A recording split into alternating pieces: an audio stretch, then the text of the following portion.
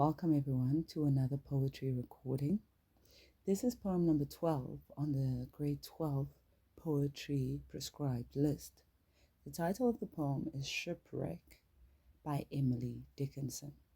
As we look at the poet, it's important to remember that we look at the background of the poet in order to kind of establish why the poet would have put together the text. Emily Dickinson was born in the United States of America in 1830 and unfortunately died in 1886. She wrote close to 2,000 poems, but only 10 were published in her lifetime. She is deemed one of America's most important and influential poets. References to storms and shipwrecks appear in quite a few of Emily Dickinson's poems, as ships were not as sturdy as they are today, and storm warning equipment did not exist. We see that the poet was also preoccupied with death from a very young age. When her best friend died at the age of 14, she went into a spiral of depression. She died of heart failure in 1886. As we look at a little summary of the poem is about an actual shipwreck. During Emily Dickinson's times, ships were not as sturdy and did not have storm warnings as we do today. Shipwrecks were therefore very common during these days. The Shipwreck is a poem about an actual shipwreck that took place where 40 people died and only 4 people survived. It is this sorrow and loss that we focus on in stanza 3 and 4. The tale is told to children on a cold winter's night. The speaker's sorrow is clear, and there is no empathy cliche offered, as only the waves reply. The poem contrasts the joy experienced for the survival of the 4 people, while also looking at the sorrow that is experienced because of the 4 people that have passed away. Lastly, the tale is told to children on cold winter's nights. If we just take a quick look at what ships were like in the 1800s, they were made of wood, not steel or iron like we have today. Their sails were made of linen, unlike the steam engines that our ships have today. Ships were steered by paddle wheels, unlike today where propellers are used. The ships in the 1800s also did not have any warning equipment. The shipwreck. Glee. The storm is over. 4 have recovered the land. 40 gone down together into the boiling sand. Ring for the scant salvation. Toll for the bonny souls. Neighbor and friend and bridegroom spinning upon the shoals. How they will tell the shipwreck when winter shakes the door, till the children ask, but the 40, did they come back no more? Then a silence suffices the story, and a softness the teller's eye, and the children no further question, and only the waves reply. As we look at the structure or the form of the poem, the poem has 4 stanzas and 4 lines each. It follows a strict rhyme pattern. It is close in the form to a ballad, but also does not have the prerequisite refrain characteristics of the form. The first 2 stanzas focus on the positive news of the survival of 4 people, while the last 2 stanzas focus on the grief of the loss of the 40 lives. While we look at the title, "The" tells the reader that this poem is about a specific shipwreck, while the word shipwreck implies a tragedy, usually involving the loss of lives, grief, and mourning. This sets the tone for the poem. That's a poem of sadness. As we begin with stanza 1, Glee. The great storm is over. 4 have recovered the land, 40 gone down together into the boiling sand. So look at the word glee. This gives off a joyous mood. There is a reason to be happy. This is emphasized by the exclamation mark. Great alludes to a terrible, terrible storm. The great storm is over. This conveys a sense of relief. The exclamation mark emphasizes that people have something to celebrate. The first line is ironic because while the people are relieved that the storm is over, 40 people have died as a result of the storm.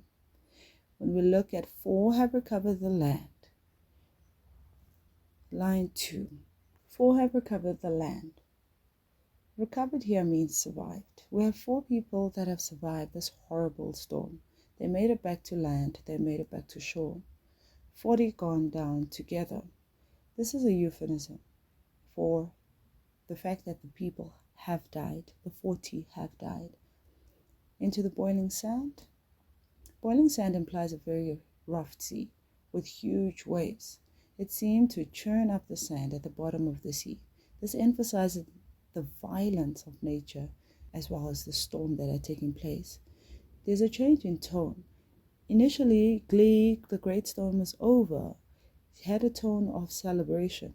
However, now we get a tone of grief and mourning.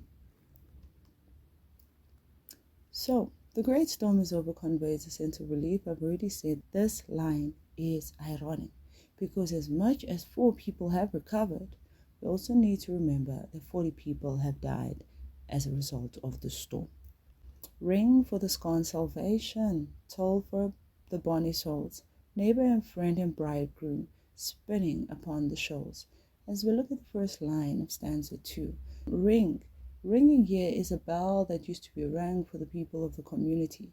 So, ringing for the scorned salvation, for the few that have survived, those 4 people that have survived. So we see here, not only does it highlight the sorrow and the shock and the distress of the people, but it indicates here that it is just a very few that have survived, and therefore there is going to be shock and sorrow and mourning because 40 other people have also died in the process. Toll for the bonny souls. Ring here is more in a positive light. However, when you toll, when there's a toll, it is a ringing of a bell, but in this case it is a contrast to ring because toll is when you ring a bell for a funeral. This one is being rung for the 40 souls, the beloved souls that have not made it back. We look at the words neighbor and friend and bridegroom. These words, now that these bonny souls have been identified, makes it very personal to the reader. We see that the people that have passed on, being your neighbor, your friend, your bridegroom, these are people that were known and were members of communities, and therefore increasing the shock of their deaths.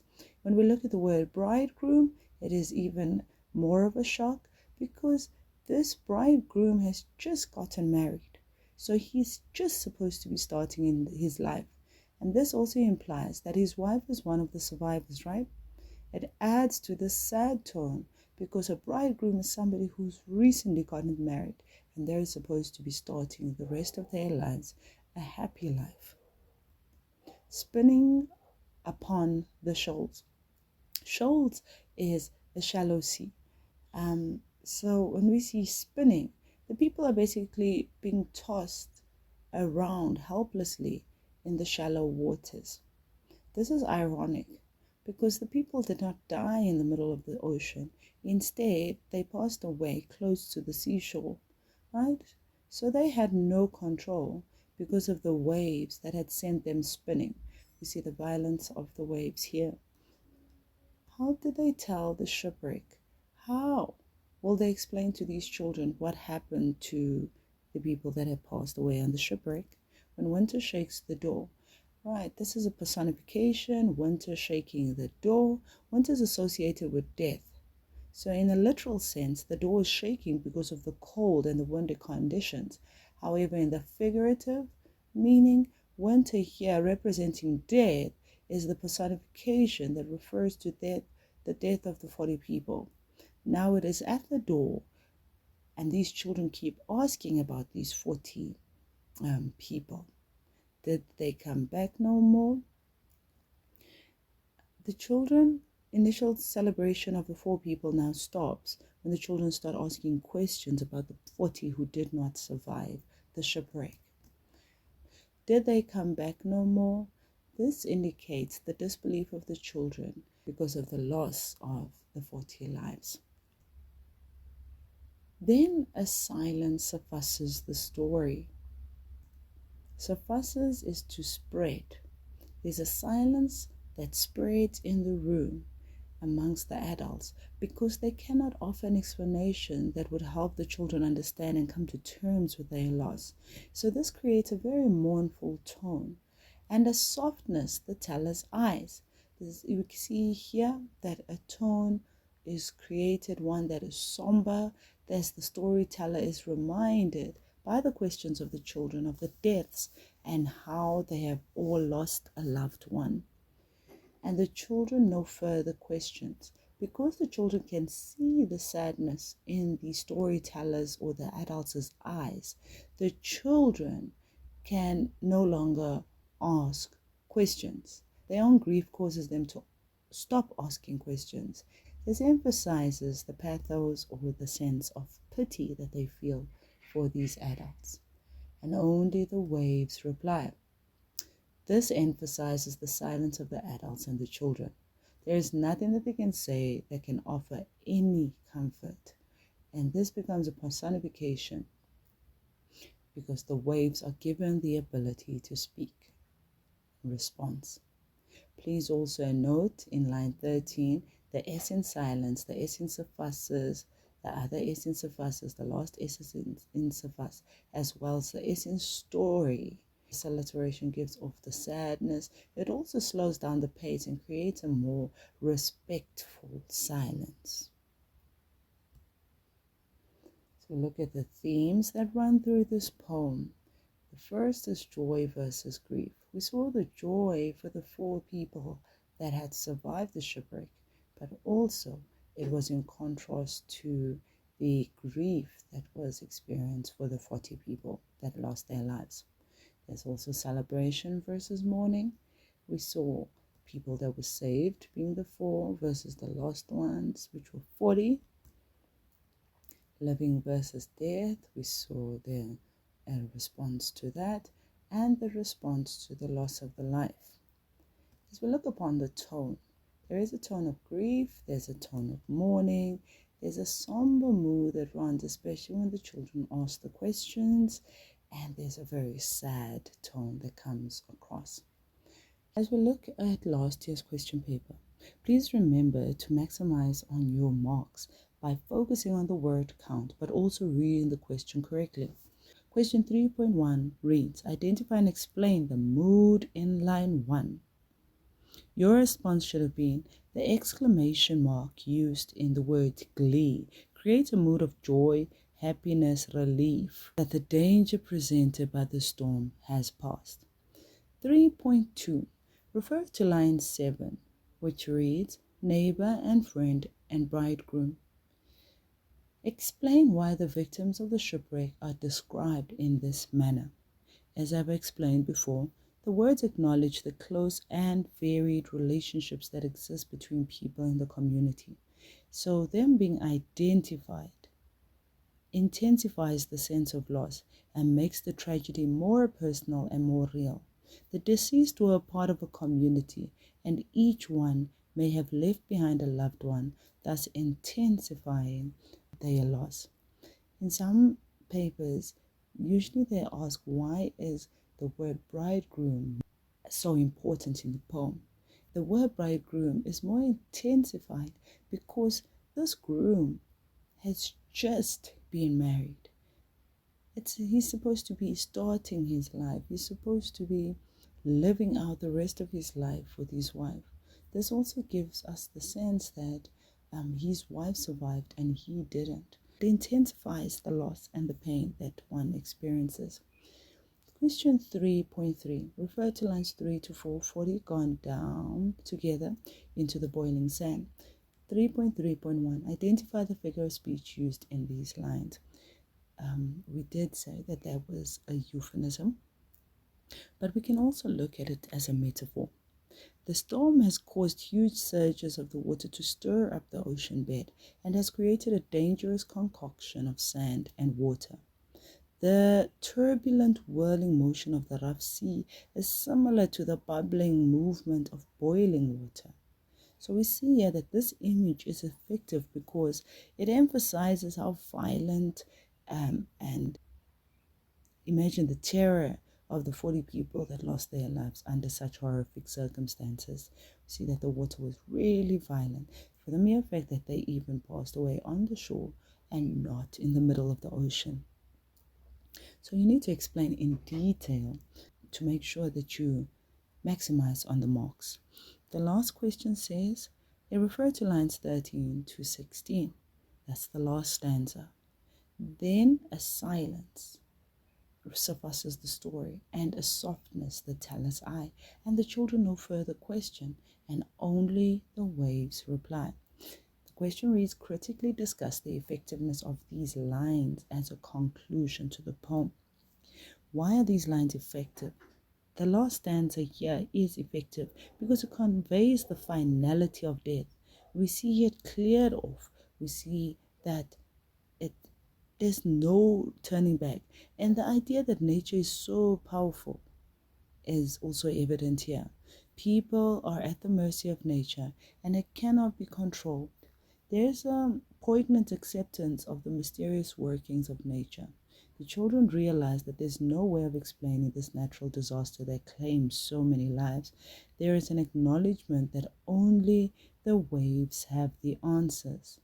There are some things that are inexplicable and beyond the comprehension of people. So just make sure that when you go into your responses, they are quite detailed so that you can maximize on your marks. This is the marking guideline should you need to revise the questions. Remember that I do consult the poetry booklet from the department as well as past papers. Thank you so much for listening in on this presentation, and I hope that it's helpful in getting you to revise your poetry. Please remember to like, share, and subscribe.